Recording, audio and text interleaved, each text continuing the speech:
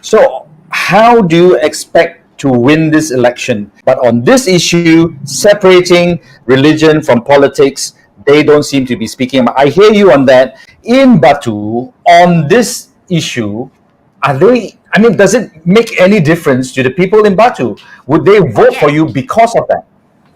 yes. I have spoken to many people and explain why this is my manifesto and why this is important to all Malaysians, not just Batu. Okay, so the moment we can stop these politicians from using religion as their weapon, then only Okay. we can cure our education, we can cure our infrastructure, because there won't be any cronyism. They're using religion as their tool, and they will remain in power. They can continue stealing and robbing the country under the table without us seeing it. Yes.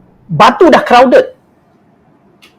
Penuh dengan batu. Okey, saya Tapi masih tidak memilih mau, batu. Apa patut? Ya. saya tidak Sila.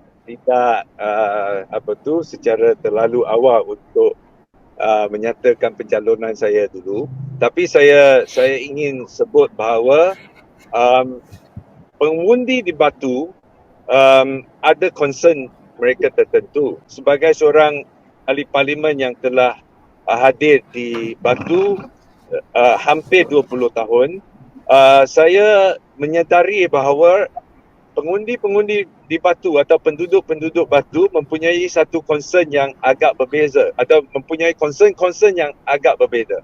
Masa saya sebagai ahli parlimen telah memberi tumpuan yang utama, iaitu Batu ini adalah di Metropolitan Kuala Lumpur dan sering dalam perancangan ekonomi. But I was saying that Batu people has a slightly different concern. The Batu is in the middle of the city. Urban poor is real. Yeah. It's a big serious problem. For the last 2 terms that I was here, my main focus have been trying to speak for those people who are B40, the Mahain, the housing issue, etc., etc.